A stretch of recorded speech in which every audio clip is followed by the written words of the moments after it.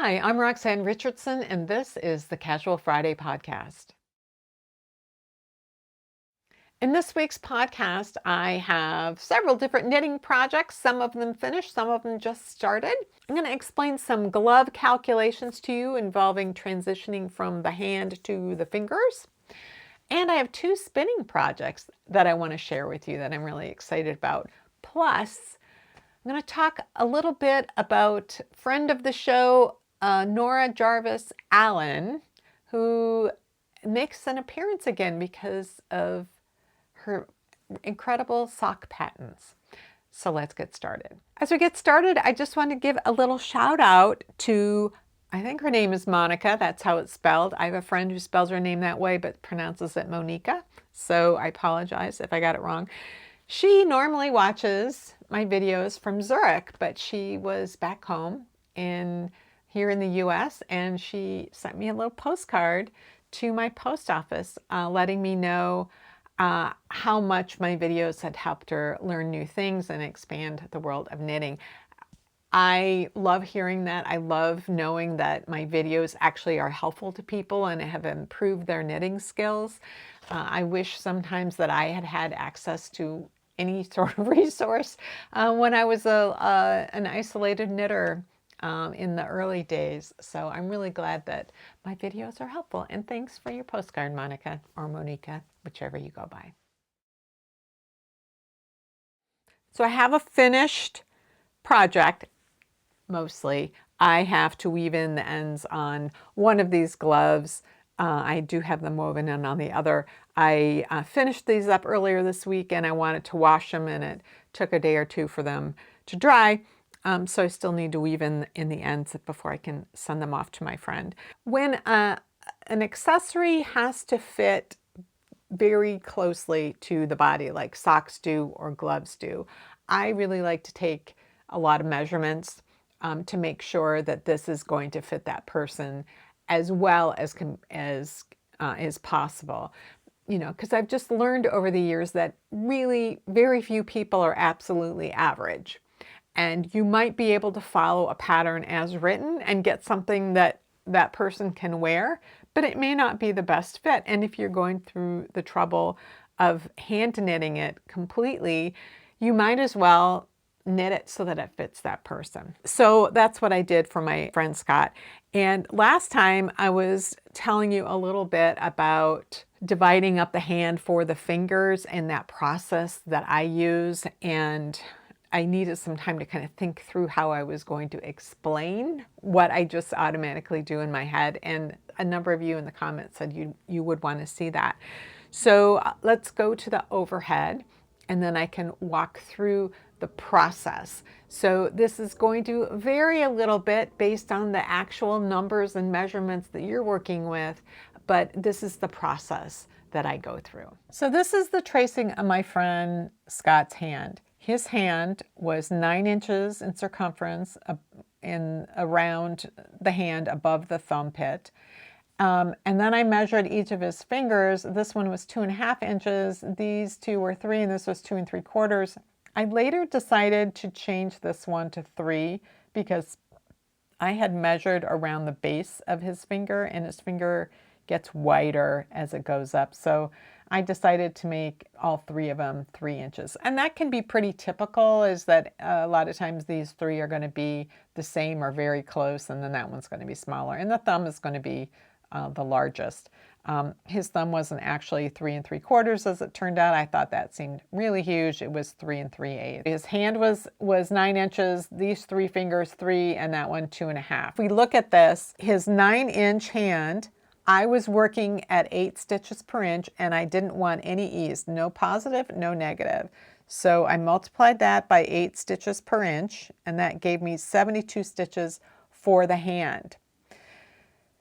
When I look at the measurements of each of these fingers, I was going to need 24 stitches because 3 inches times 8 stitches per inch is 24. And this one's 2.5, it's going to be 20. So it's going to need to add more stitches. So the way that I start out is by dividing this by dividing the hand stitch count by 4. It's not always going to go exactly evenly. Sometimes you're going to have odd stitches. In this case, it worked out perfectly. I could do 18 stitches at the start for each of these. This is the little finger. I am going to be adding stitches in between only on this side of the finger. But these two fingers are going to have stitches added on both sides. And then this is the index finger, and again, it's only going to have stitches added on one side. So I need to go from 18 to 20, and then for these three, 18 to 24, but these two, I have ones in between. So I have to try to figure out how am I going to do that. Well, for me to go from 18 to 20 is pretty easy. I can cast on 2 stitches in here. So when I'm going to knit this hand, I'm going to knit these 18 stitches, but I'm going to cast on 2 in between, and that will give me the 20. When I get to this finger, I'm going to pick up 2 stitches along that cast on edge. So that's going to give me 20. So I'm automatically going to have 2 here because I'm going to pick up 2 where I cast on 2. But I'm going to need 4 in between here. Now here is where I start to get into trouble, because how am I going to go from 18 to 24? I would need 6 stitches, but here I've already got 22 and I only need 2 more. What am I going to do? And so this is when I start adjusting stitches around. And what I did here, 20 stitches for this one and 16 for this one. And that way I could do 4 on each side. So I had my 16 stitches. I could pick up 4 right here. That will give me 20, and then cast on 4 over here. That gives me 24. And then for this one, I'll start with 20 stitches and I'll pick up 4. Now things aren't always going to work this easily or neatly. Now, if I had decided that I didn't really want to have 3 inches of stitches for this middle one, maybe I really only wanted the 2 3/4 like I had measured initially. After I had done this, I could decrease out a couple of stitches, or if I needed more, I could increase just, once I'm working in the round, I could add more or decrease more. But the point is that when you're casting on one edge, you need to pick up that many stitches on the other. And then if you need to compensate by adding more or decreasing some, you can do that. But this is how I start out. I start out with things even if I can, and then I adjust things. It's very common for me to adjust this one in particular because of the fact that it usually is getting more stitches on each side than any of the other fingers. This one's only getting stitches on one side. This one's getting on both, but often fewer stitches on the pinky side than the other one. So that's my approach. It's a starting point, and then there's fudging and moving things around after that in order to make things work out. I did finish the first sock of the sock yarn that viewer Craig sent me last fall. The sock yarn is from Laines de Nord, and it's called Infinity Sock. It is a non-repeating colorway. I mean, the colors do repeat, but the stripe sequence, you can see that they start out thin with a wide dark stripe in between, and then they start getting closer and closer together, and then the darker stripes get thinner and thinner. And then the foot, if you start from the outer part of the ball, you can get a toe that is the single color, and then the foot is a solid. Now this starts out as black and then shifts to navy blue, and my foot dimensions are just exactly right that I was able to knit the whole foot and heel without any of the stripes starting. The stripes started right when I was knitting the leg. And if you look on Ravelry, you'll see a number of people who the first stripe ended up somewhere in the heel because their foot might have been longer than mine, or maybe a little bigger around, or maybe both of those. And so this was just really a miracle that it worked out that way. Now, this is the kind of sock yarn, because it doesn't repeat, I want to use all of it if I can. Every time I've done this, the sock ends up at kind of an awkward spot in my calf, because with a regular sock, I'm ending it right before you get to the calf muscle. And so I have 10% negative ease around my ankle, and then I have more and more negative ease as I go up my leg, but I don't have to add any stitches. But when something extends up further into your leg, then you have to add increases. And some people whose legs are shaped a little differently, maybe their leg starts to get bigger right from the ankle going up, they might have to use some different strategies to get a sock to fit. But for me, I needed to put in some calf shaping. And I think it's just impossible, perhaps, to make a sock that ends in that place and have that sock stay there without some other kind of support. So I know that men, you know, in the mid-century, mid-20th century and earlier, used to have these sock garters that went around just under their knee, and they held their socks up. So they were able to wear longer socks, but they had to have something hold them up. And I almost feel like that's something that I would need for a sock like this. I have made a couple of pairs of knee socks. One of them stays up, but they're so tight at the top that it's kind of uncomfortable. And then I have another pair that's more comfortable to wear, but they tend to kind of slide down a little bit. So I don't know if anybody has solved this problem out there, because I know that there are a lot of people who like to knit toe up, and the reason that they often give is that they can use up all of the yarn. And I don't know if they're just using yarns that have less yardage, if their feet are bigger, or maybe their circumferences of their feet and leg are bigger, and so they don't ever need to do shaping in order to use up all of the yarn. I don't know. So if you're one of those people who likes to use up all of the yarn, let me know what it is that you do. If you are doing increases as you go up the leg, or is the yardage that you're using relative to the size of your foot and leg such that the sock ends up shorter and you don't have to do increases? Because I'd really love to know how to do this, because there are yarns. I've got, you know, a handful of socks that I've knit that are longer, but they don't stay up very well.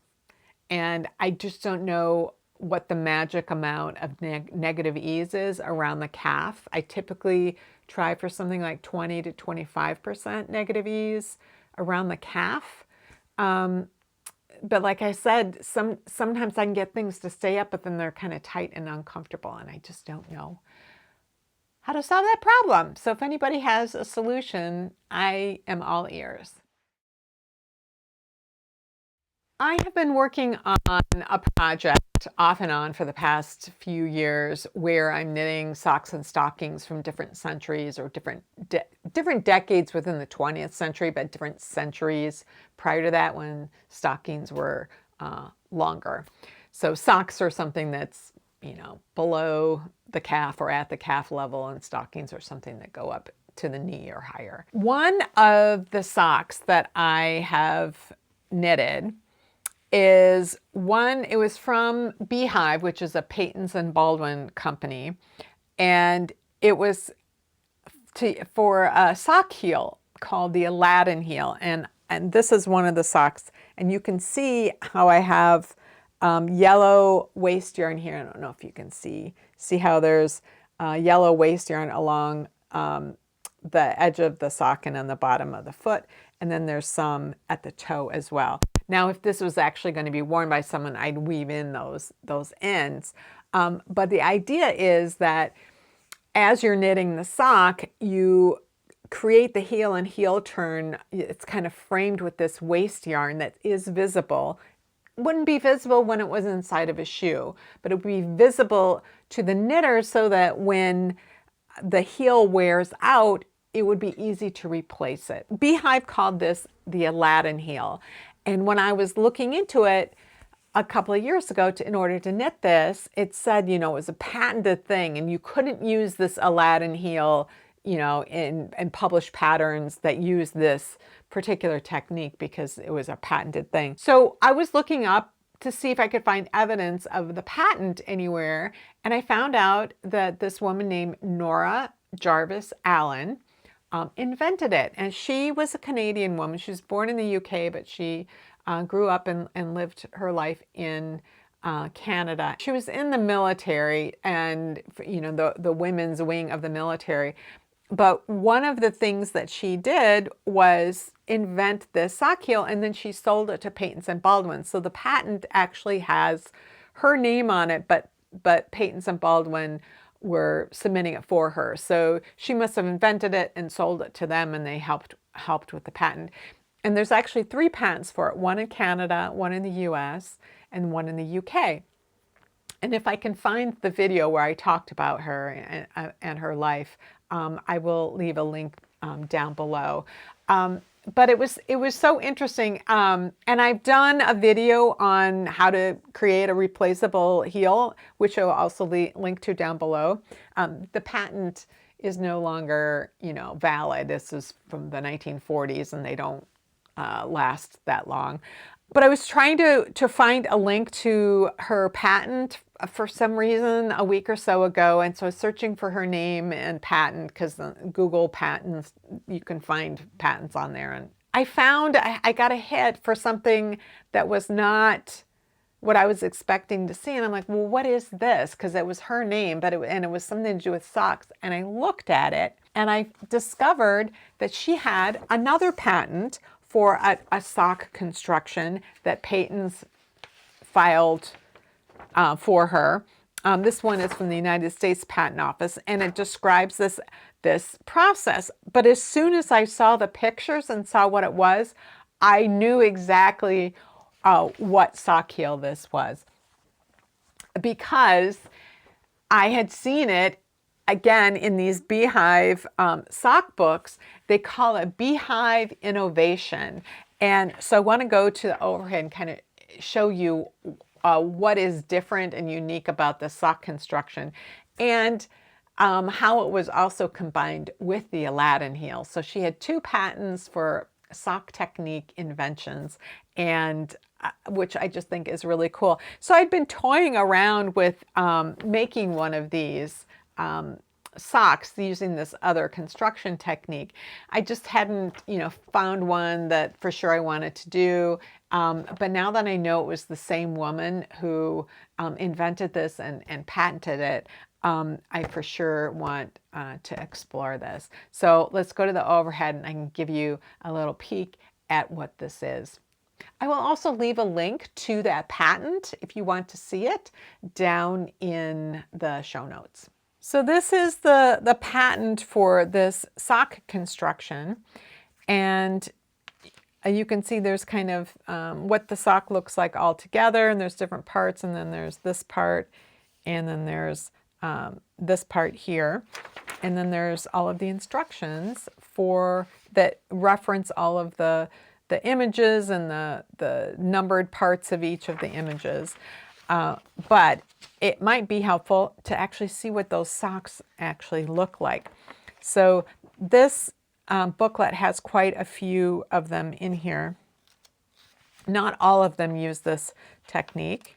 So here is the layout that explains in some photographs what this looks like. So the idea here is that you can have a sock that was knit with different colors, but that has a vertical pattern as worn, that the pattern is vertical rather than horizontal. So normally with intarsia or with a stranded color work, you'd be working in the round, or you might be working back and forth. It was intarsia, but you'd still be starting at the cuff and working your way down. And this is doing something different. And so the way that this is working is that you would cast on this part right here, and that's the leg. It's not the entire leg. It only goes, like you can see, to right here. There's a strip that will go down that's separate. So you cast on here, you work your pattern, and then when it's time to start the instep, you cast on more stitches and you're working, and then you bind off, and then you work the leg like that. So you have this T-shaped thing that is going around most of the leg and down the instep. And then you have another strip that is coming down the back and then goes into this heel. And it's the same Aladdin heel that she had invented previously, so that the heel itself would be removable. I believe that, well, no, because you would rip it back. So you would knit this all in one piece, and the removable part, you take it where the waist yarn is, you take that heel out and you rip it back up to that point, the base of the leg. So down at this part, and then you could re-knit the heel and then rejoin it together. So it's a really interesting thing, and I just hadn't realized until this past week that it was also invented by the same woman who invented the Aladdin heel. So there are a number of socks in here that use that pattern, or use that process. A few different ones. Here's some more here.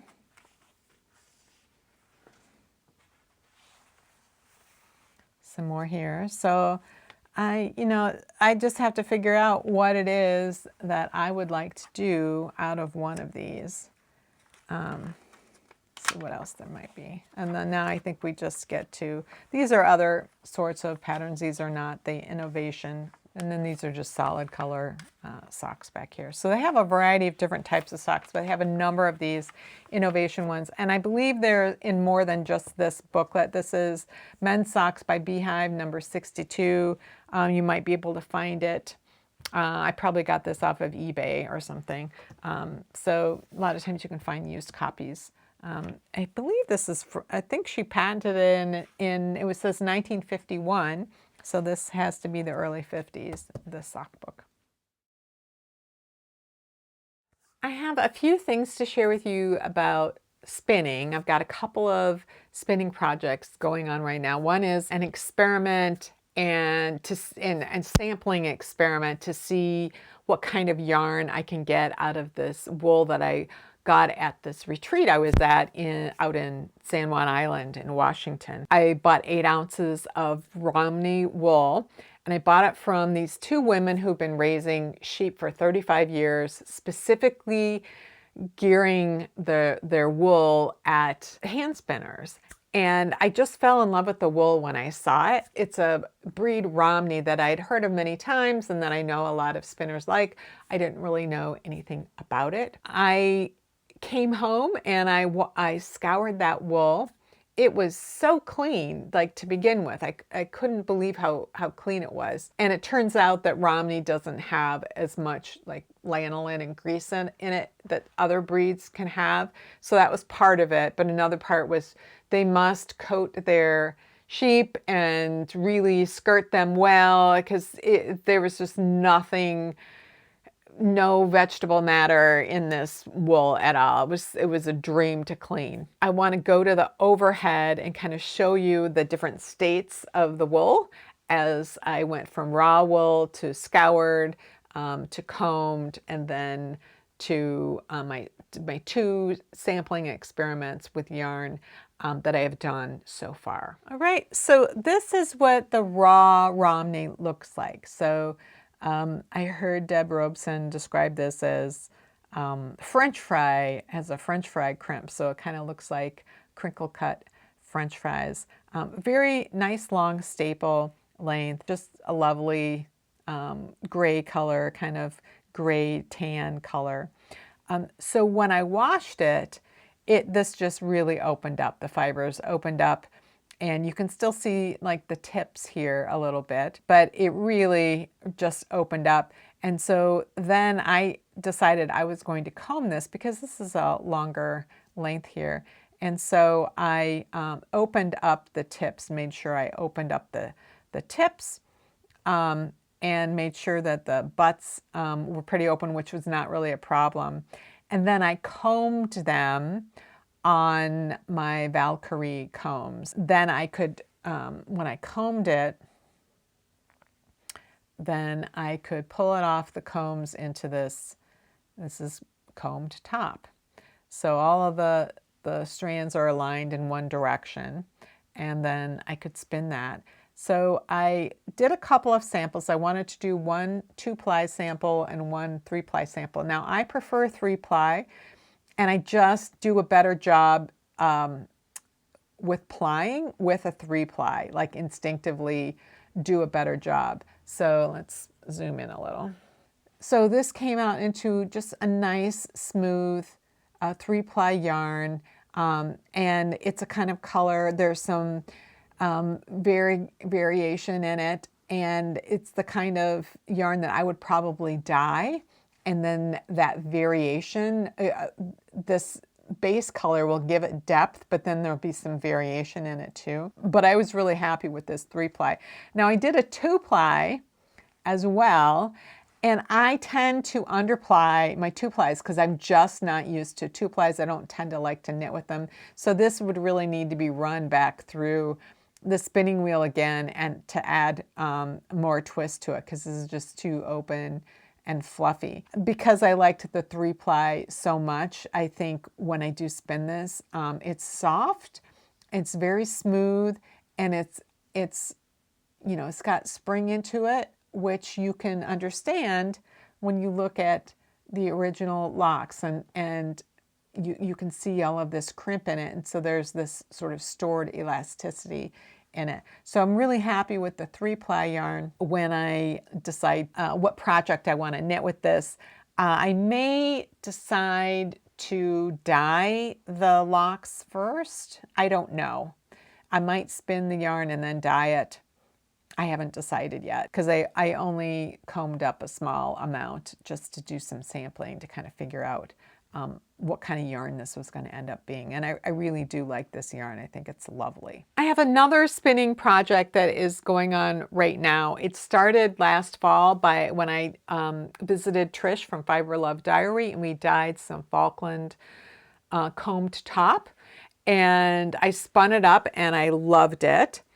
And I wanted to try to figure out how to use it in a sweater. So I found a pattern that uses very simple color work to kind of transition from one solid color to another.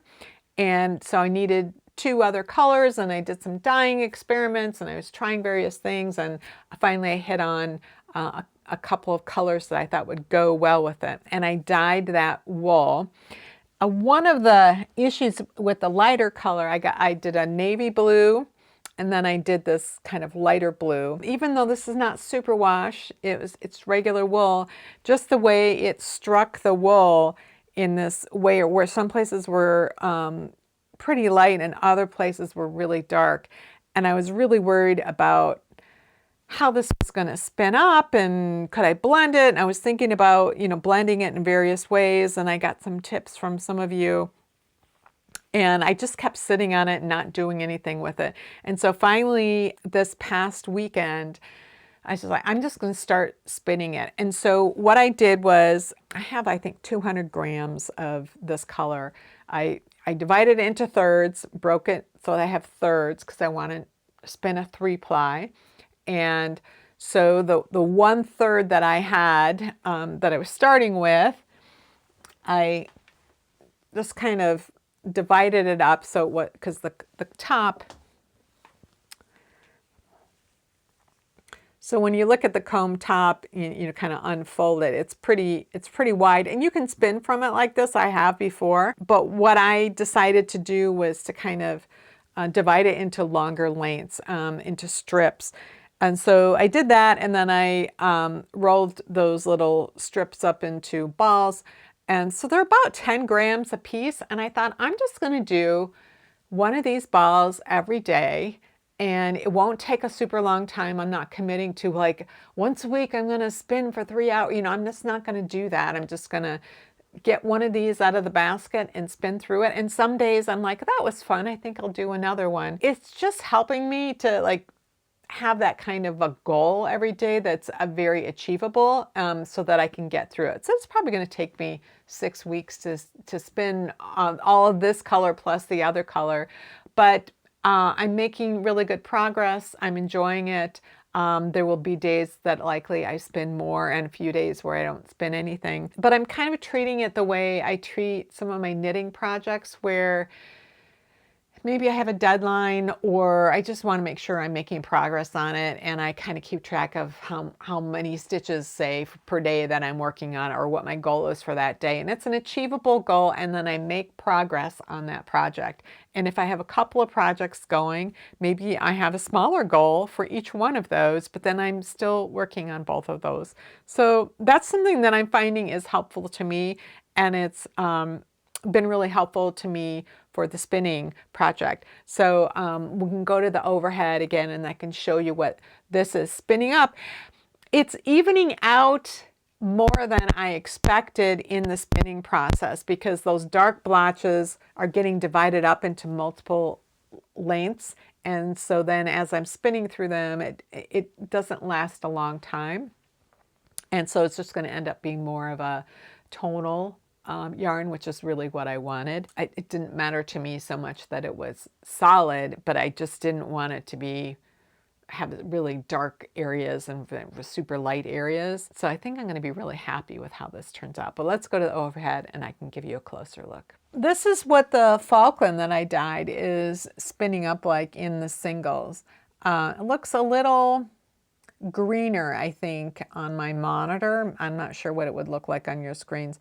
It looks a little greener on the monitor than it does in person. There's definitely some greenish tones to the wool, but you can kind of see what the difference is when you go from the dyed comb top to the singles. And then once it's plied together, where you have singles that are very like this and then they're plied together, I'll probably get something that's closer to this kind of variation. Maybe not as much variation as you see in that original one, but certainly some. So I'm excited about this. I'm really pleased with it, and I'm glad that I'm actually getting myself to spin every day. Well, that's it for this week's Casual Friday. If you have any comments or questions about today's video, or suggestions for videos you'd like to see in the future, you can leave those down in the comments below, or join the discussion in my Ravelry group, Rox Rocks. Thanks for watching, and I'll see you next time.